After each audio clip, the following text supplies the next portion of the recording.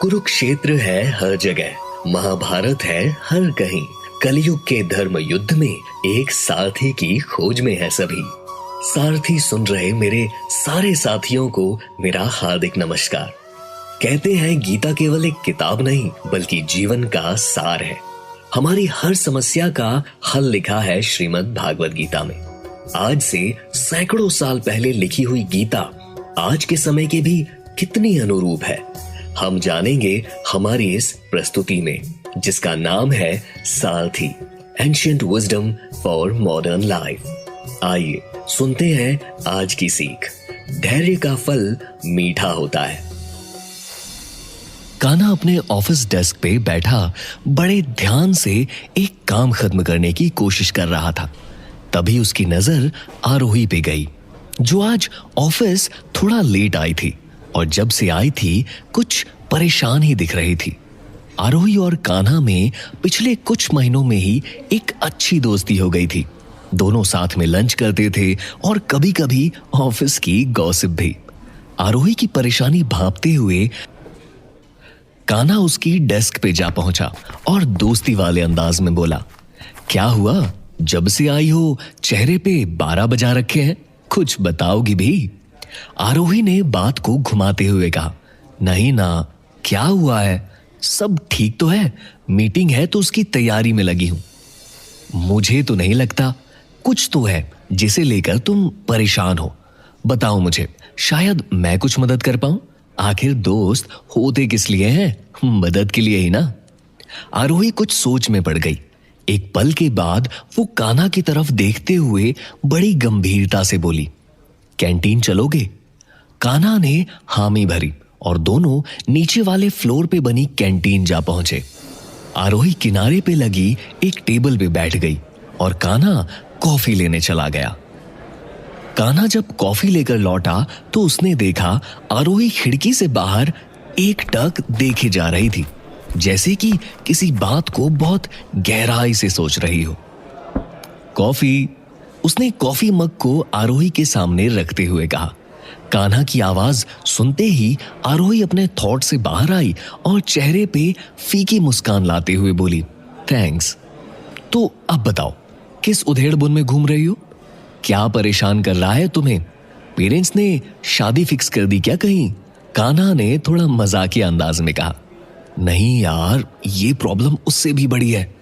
तुम पूछ रहे थे ना कि मैं आज लेट क्यों आई थी? इसलिए आई थी क्योंकि मेरा एक दूसरी कंपनी में इंटरव्यू था आज। आरोही ने अपनी आवाज को थोड़ा धीमे करते हुए कहा। यह सुन के कान्हा हैरान रह गया।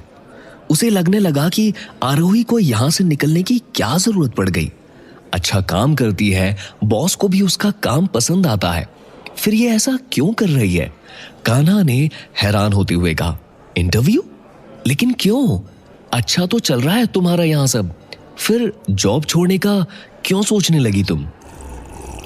आरोही कॉफी का एक सिप लेते हुए बोली, अच्छा चल रहा है लेकिन आगे का पता नहीं ना, कब तक अच्छा चलेगा। अब तुम खुद ही देख लो, कितना टाइम हो गया है मुझे यहां आए हुए, लेकिन प्रमोशन की तो कोई बात ही नहीं कर रहा है। बस लोग काम पे काम पकड़ाए जा रहे हैं। अब ऐसे में अगर कोई अच्छा ऑफर मिलता है तो कोई कैसे मना कर सकता है? कान्हा यह सुन थोड़ा सोच में पड़ गया। उसे समझ नहीं आ रहा था कि वो क्या बोले। लेकिन आरोही भी अपने इस डिसीजन से बहुत कंफ्यूज थी और वो एक वैलिडेशन खोज रही थी कि कोई उसके इस डिसीजन को सही बोल दे, हामी भर दे। आरोही ने अपनी कंफ्यूजन को कान्हा के सामने रखते हुए कहा, यार मुझे नहीं समझ आ रहा क्या सही है और क्या गलत, लेकिन प्रमोशन की ख्वाहिश हर एक एम्प्लॉय की होती है और वो जल्दी जल्दी ये हासिल भी करना चाहता है। वो कंपनी इसकी तरह बहुत बड़ी नहीं है, लेकिन कम से कम यहां से कुछ सैलरी ज्यादा ही दे रहे हैं। कान्हा एक असमंजस की स्थिति में था। उसे ऐसा लग रहा था कि आरोही का प्रमोशन जल्द ही हो सकता है और उसने बॉस को किसी से आरोही के प्रमोशन की बात करते हुए भी सुना था। लेकिन जब तक कोई ख्वाहिश पूरी ना हो जाए वो कल्पना ही रहती है। वो चाहता था कि आरोही यहीं रुके। उसे यहां पे उसकी ग्रोथ दिख रही थी, लेकिन फिर भी उसने अपने इन सब थॉट्स को दबाते हुए आरोही की बातों पे हामी भरना ठीक समझा। वो आरोही की तरफ देखते हुए बोला, यार बात तो सही कह रही हो तुम। अगर कहीं अच्छी पोजीशन और अच्छी सैलरी मिल रही है तो छोड़ने में क्या बुरा है। मुझे लगता है जॉब स्विच करते रहना आपकी ग्रोथ में ज्यादा मददगार होता है। कान्हा का सपोर्ट पाकर जैसे आरोही बहुत खुश हो गई, जैसे उसके मन की उलझन एक झटके में खत्म हो गई। लेकिन कान्हा उसका सपोर्ट करके भी बहुत असमंजस की स्थिति में था। उसे ये सही भी लग रहा था और गलत भी। उसे एक पल लग रहा था कि ये अगर यहां रुके तो बहुत अच्छी ग्रोथ पा सकती है, और दूसरे पल उसे लग रहा था कि किसी भी चीज की कोई गारंटी नहीं है। क्या पता वो जहां जा रही है वो ज्यादा बेटर प्लेस निकले इसके लिए। वो दोनों कैंटीन से निकलकर ऑफिस में आ गए और अपने अपने काम में लग गए। जहां एक तरफ आरोही अपने डिसीजन पे किसी का सपोर्ट पाकर सुकून में दिख रही थी, वहीं कान्हा मन ही मन इस उधेड़बुन में था कि कहीं उसने आरोही के डिसीजन का सपोर्ट करके गलती तो नहीं कर दी। पूरा दिन कान्हा इसी उधेड़बुन में घूमता रहा। शाम को जब वो ऑफिस से निकला तो उसकी मुलाकात कृष्णा से हो गई,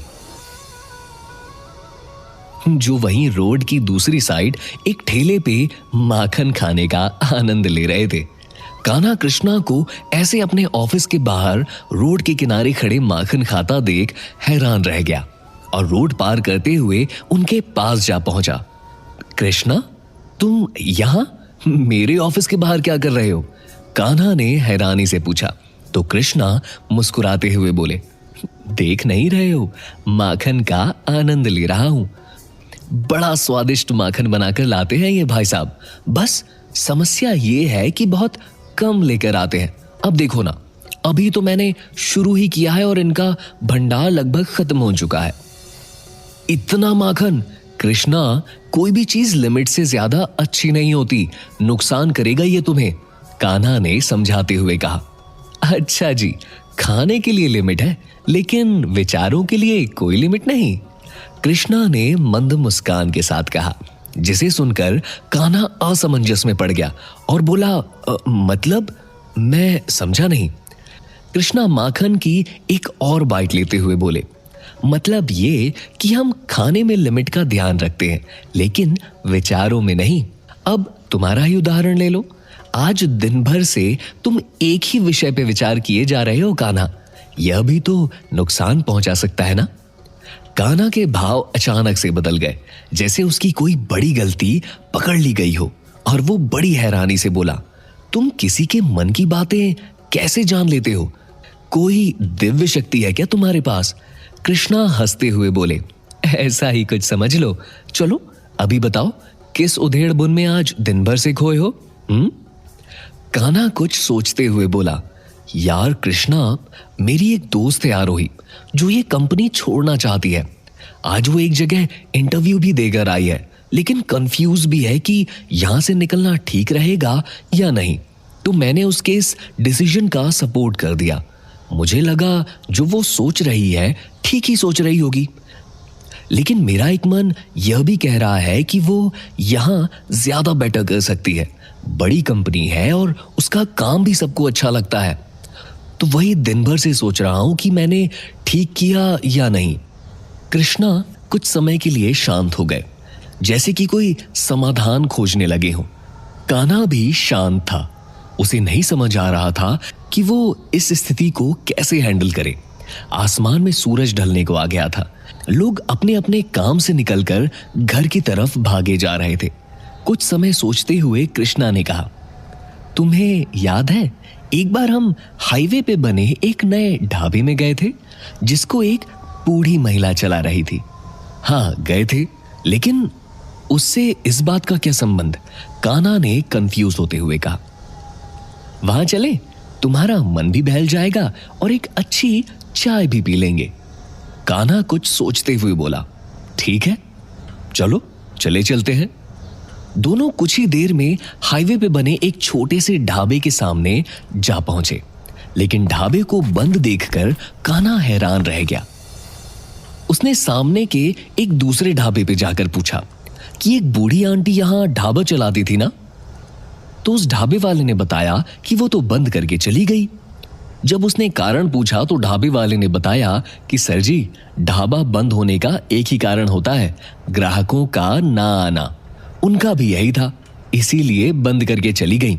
आपको कुछ खाना पीना है तो हमारे यहां बैठिए। कान्हा को यह जानकर हैरानी हुई कि नया नया ही तो खोला था, थोड़ा समय देना चाहिए था, ना कि बंद करके चले जाना चाहिए था। कृष्णा मुस्कुराते हुए बोले, क्या सोच रहे हो कान्हा? कान्हा कृष्णा की तरफ देखते ही हैरानी में बोला, अरे कितने ही दिन हुए थे ढाबे को खोले हुए, जो इतनी जल्दी जल्दी बंद करके चली गई। कितनी अच्छी चाय पिलाई थी लास्ट टाइम, जैसे कोई जादू हो उनकी हाथों में। अरे कुछ समय तो रुकती, थोड़ा टाइम देती, क्या पता चल पड़ता। लेकिन नहीं, लोगों को ना पहले ही दिन से मुनाफे की फिक्र होने लगती है। कृष्णा कान्हा की बातों को बड़े ध्यान से सुन रहे थे और मंद मंद मुस्कुरा रहे थे। कान्हा अभी जैसे अपनी सारी फ्रस्ट्रेशन यहीं पे निकाल देने के मूड में था। अरे हर चीज में समय लगता है, कोई भी बिजनेस हो, पढ़ाई हो, जॉब हो, हर चीज समय लेती है। लेकिन इंसान ना बस हर चीज उसे जल्दी से जल्दी चाहिए। तभी उसका ध्यान कृष्णा पे गया, जो उसकी तरफ देखते हुए मंद मुस्कुरा रहे थे। क्या हुआ, तुम ऐसे क्यों मुस्कुरा रहे हो? कृष्णा बोले, देख रहा हूं कि जिस समस्या को लेकर तुम सुबह से परेशान चल रहे थे, उसका हल तो पहले से ही तुम्हारे पास था। कान्हा भ्रमित सा होता हुआ बोला, मतलब मैं कुछ समझा नहीं। कृष्णा मुस्कुराते हुए बोले, मतलब ये कान्हा कि जैसे तुम अभी ये सोच रहे हो कि आंटी अगर धैर्य के साथ कुछ दिन और रुकती तो हो सकता था कि यह ढाबा चलने लगता, लेकिन उन्होंने जल्दबाजी दिखाई और बंद करके चली गई। यही गलती तो तुम्हारी दोस्त आरोही भी कर रही है। अचानक से जैसे कान्हा को सब कुछ समझ आ गया, और यह भी कि उसने आरोही के डिसीजन को सपोर्ट करके बहुत बड़ी गलती कर दी थी। बल्कि उसे तो आरोही को समझाना चाहिए था कि वो यहां पे थोड़ा समय और दे। अभी उसको आए हुए दिन ही कितने हुए थे, और वो उम्मीद लगा रही थी कि उसका प्रमोशन हो जाए। चीजों में समय लगता है, यह बात हर इंसान को पता होती है, बस उसको कोई याद दिलाने वाला चाहिए। कान्हा वो इंसान बन सकता था, लेकिन उसने आरोही के डिसीजन में हामी भर के एक बड़ी गलती कर दी थी। वो परेशान सा कृष्णा की तरफ देखते हुए बोला, मैंने तो बड़ी गलती कर दी, मुझे उसके डिसीजन को सपोर्ट नहीं करना चाहिए था। क्या भरोसा कि वो जहां जा रही है वो अच्छी कंपनी होगी, या फिर उसे वहां वो ग्रोथ मिलेगी जो उसे यहां नहीं मिल रही है। मैंने तो बॉस को बात करते भी सुना था कि आरोही का प्रमोशन होना ही चाहिए, फिर भी मैंने उसके डिसीजन को सपोर्ट कर दिया। तभी वहीं रोड पे एक कार आकर रुकी, जिसमें से एक आदमी ने उतरकर उन आंटी के ढाबे की तरफ एक नजर देखा और फिर थोड़ा असमंजस के साथ किनारे खड़े कान्हा की तरफ बढ़ चला। वो कान्हा के पास आकर बोला, भाई यहाँ पे एक बूढ़ी आंटी ढाबा चलाती थी, बंद कर दिया क्या उन्होंने? हाँ, वो बंद करके चली गई, मुझे भी अभी पता चला। कान्हा ने बड़ी ही सहजता से जवाब दिया। अरे कितना अच्छा खाना बनाती थी, और उनके यहाँ के समोसे तो लाजवाब थे। मैं तो 200 समोसों का ऑर्डर लेकर आया था। मुझे लगा था पार्टी में इससे अच्छी चीज क्या ही खिलाई जा सकती है। लेकिन वो आदमी यह बोलते हुए अपनी कार की तरफ बढ़ गया और कार स्टार्ट करके वहां से निकल गया। यह सब देखते हुए कृष्णा बोले, देखा कान्हा, अगर वो थोड़ा धैर्य के साथ कुछ समय और रुकी रहती तो धीमे धीमे उनका ढाबा बहुत अच्छा चल सकता था। लेकिन सामने वाले ढाबे को बहुत ज्यादा चलता देख शायद उनका भी मन जल्दी सफल होने का करने लगा। लेकिन उन्होंने ये नहीं सोचा कि सामने वाला ढाबा पिछले कई सालों से यहां पर है और एक लंबे समय बाद आज इतनी सफलता पे है। हम कई बार सामने वाले को देखकर या खुद में भी जल्दी जल्दी सफल होने का सोचने लगते हैं, और जिसमें हम धैर्य खो बैठते हैं और जिसके कारण हमें असफलता का सामना करना पड़ता है। तेजा क्षमा धृति शौच मद्रोह नाति मानिता भवन्ति संपदम दैवी मभिजातस्य भारत। यह श्लोक हमें तेज, क्षमा, धैर्य, शुद्धि के बारे में बताता है, लेकिन मैं यहां तुम्हें केवल धैर्य के बारे में बताता हूं। हम सबके जीवन में कई बार ऐसा होता है कि हम लक्ष्य के बिल्कुल पास होते हैं, लेकिन अचानक हमारे रास्ते जैसे बंद से हो जाते हैं, या फिर हम किसी भ्रम में फंस जाते हैं। भ्रम इतना ताकतवर होता है कि कभी कभी उस भ्रम को ही हम लक्ष्य समझ लेते हैं और अपने लक्ष्य से दूर होने लगते हैं। अब सवाल यह उठता है कि ऐसे में क्या किया जाए? तो उत्तर है धैर्य। मन जब अशांत होता है तब सोचने समझने की क्षमता खत्म कर देता है और ऐसे समय में लिए गए फैसले हमेशा गलत रास्तों पे ले जाते हैं। जबकि धीरज रखने से मन शांत होता है और उस समय पे लिए गए फैसले हमेशा अच्छे परिणाम लेकर आते हैं। इसीलिए धीरज रखना सीखें, यह बहुत बड़ी शक्ति है। तुम्हें अपनी दोस्त आरोही को यही समझाना चाहिए कि वो धीरज रखे और अपना काम पूरी ईमानदारी से करती रहे, क्योंकि धैर्य हमेशा अच्छे परिणाम लेकर आता है। अगले दिन कान्हा जब ऑफिस पहुंचा तो सबसे पहले वो आरोही से मिला। आरोही अपने कंप्यूटर पे रेजिग्नेशन लेटर टाइप कर रही थी। कान्हा आरोही को समझाते हुए बोला, आरोही, कल जो मैंने तुम्हारे डिसीजन को सपोर्ट किया था वो मेरी गलती थी। मुझे ऐसा नहीं करना चाहिए था। आरोही यह सुनकर हैरान हो गई। उसे समझ नहीं आया कि आज कान्हा ऐसा क्यों बोल रहा है। कान्हा ने अपनी बात रखते हुए कहा, देखो आरोही, तुम्हें इस कंपनी में आए बहुत समय नहीं हुआ है, फिर भी तुम्हारे काम की तारीफ सभी लोग करते हैं। तुम अच्छी हो, क्रिएटिव हो और बहुत टैलेंटेड भी हो। और हाँ, टैलेंट की हर जगह कद्र होती है। मुझे लगता है कि तुम्हें यहाँ कुछ और समय देना चाहिए। पेशेंस के साथ अपने काम में लगे रहना चाहिए। अच्छा काम हमेशा अप्रिशिएट किया जाता है और क्या भरोसा कि तुम जहां जा रही हो वहां सब अच्छा ही हो। देखो, मैं बस यही कहना चाहता हूं कि ये जो करने जा रही हो ना, मत करो। ये एक अच्छी और बड़ी कंपनी है। तुम्हें यहां जो ग्रोथ मिल सकती है वो कहीं और नहीं। थोड़ी ज्यादा सैलरी के लालच में तुम्हें यहां से नहीं जाना चाहिए। आरोही को कान्हा की बातें बड़ी सही लगी और उसके अंदर का डर, उसकी कंफ्यूजन सब दूर हो गई। उसने कान्हा को सही रास्ता दिखाने के लिए थैंक यू बोला और वो रेजिग्नेशन लेटर डिलीट कर दिया। तो सारथी में ये थी हमारी आज की सीख। आशा करते हैं इस शो को लाने का हमारा उद्देश्य सफल हो रहा है और आप रोज नई नई ज्ञान की बातें सीख रहे हैं। हमारे अगले खंड में हम सीखेंगे कि मनुष्य कैसे अपने लक्ष्य से भटक जाता है। गीता के अनमोल ज्ञान को मनोरंजक कहानियों के रूप में सुनने के लिए बने रहिए हमारे साथ सारथी ancient wisdom for modern life में, सिर्फ पॉकेट एफएम पर।